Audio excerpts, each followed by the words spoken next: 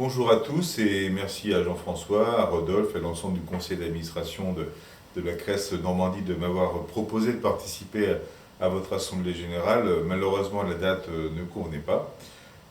mais néanmoins, je vous remercie d'avoir accepté de pouvoir vous adresser un message comme une modeste contribution aux travaux que vous avez engagés pour définir votre projet stratégique. Qui dit projet stratégique dit s'interroger sur ce qu'il y a à faire dans un contexte donné.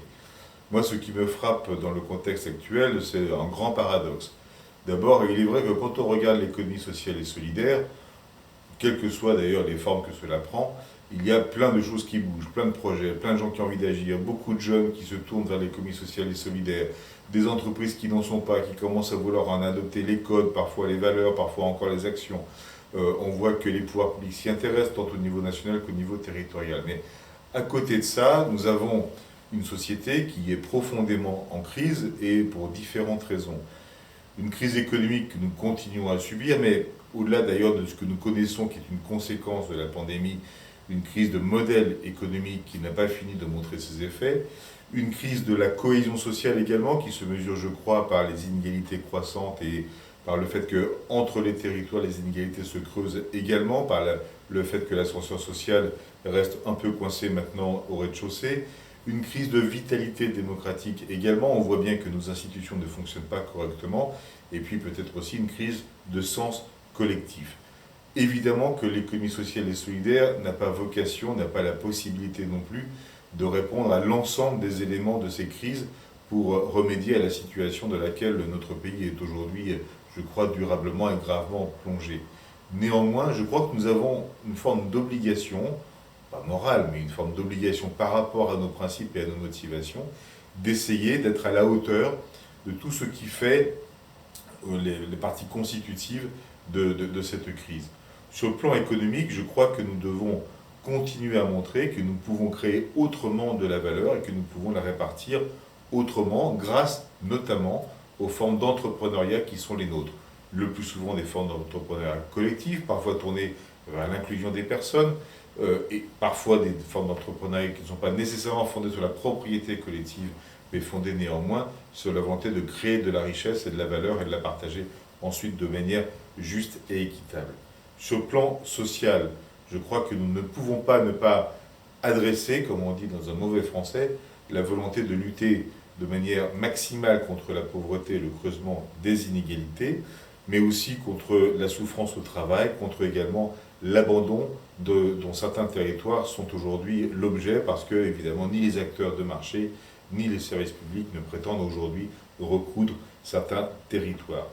Sur le plan démocratique, je pense aussi que nous avons l'obligation de faire en sorte que nos organisations fonctionnent de la manière la plus vive possible, parce qu'en fait, ce qui est dans nos organisations, la capacité d'engagement citoyen, la capacité à délibérer, même à faire des compromis, est de nature, je crois, à former les gens, à former nos concitoyens, à mieux vivre finalement la conflictualité dans la démocratie plus globalement, et je crois qu'elle en a bien besoin au vu des menaces qui pèsent sur elle. Et puis,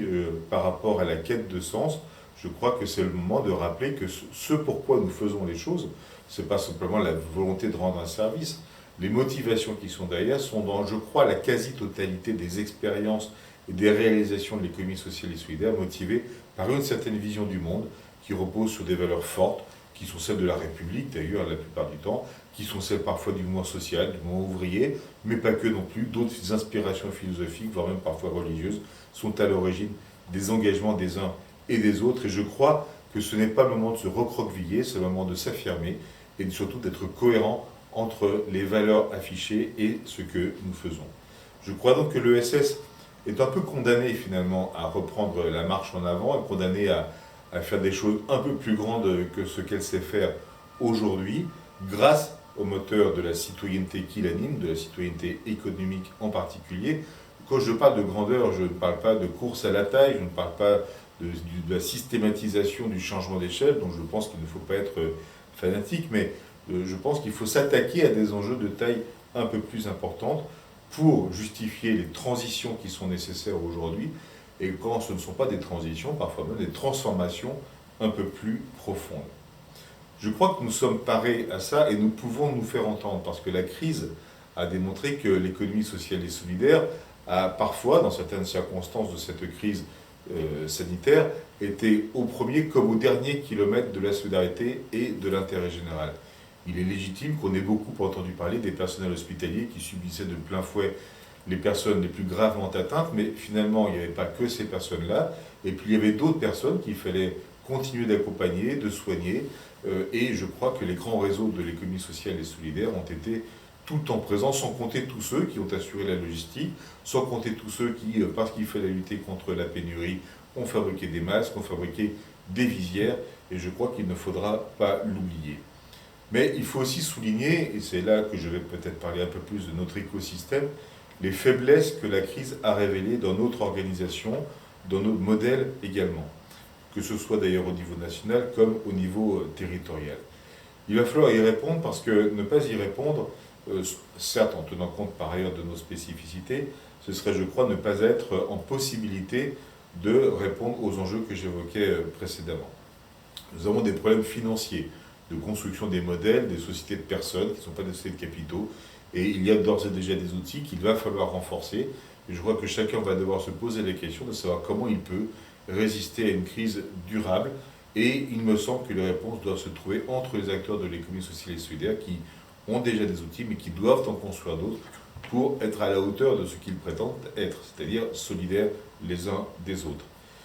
Deuxièmement, en termes d'organisation, il va falloir que les CRES soient toujours plus au centre de l'organisation de l'écosystème d'accompagnement des acteurs. Ils en sont les chefs de file, d'après la loi, mais la loi ne suffit pas en fait en la matière. La loi est ce qu'elle est, elle est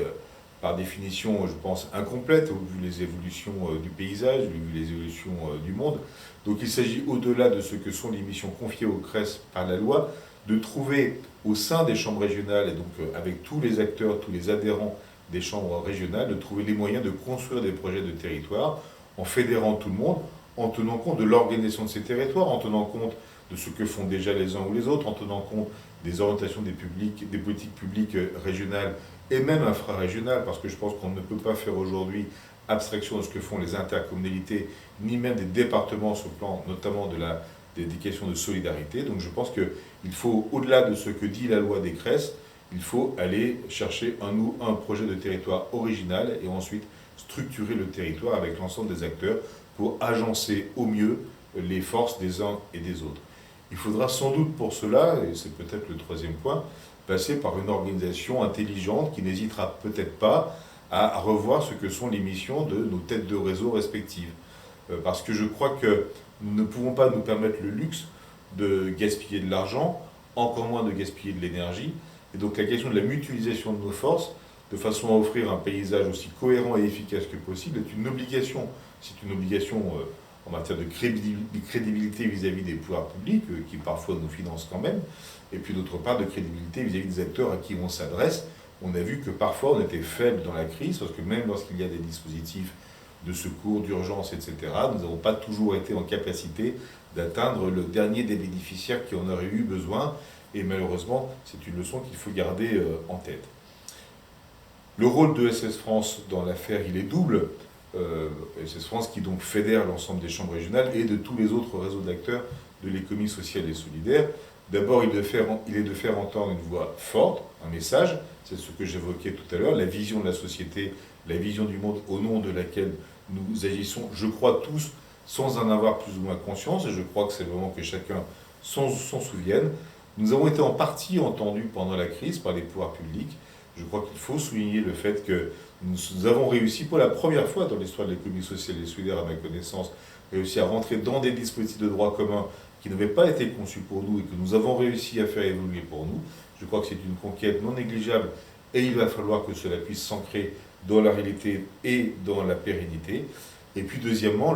la deuxième mission de SS France dans l'affaire, c'est de contribuer à mieux structurer les écosystèmes de l'économie sociale et solidaire, que ce soit au niveau national, ce qui suppose une meilleure organisation entre différentes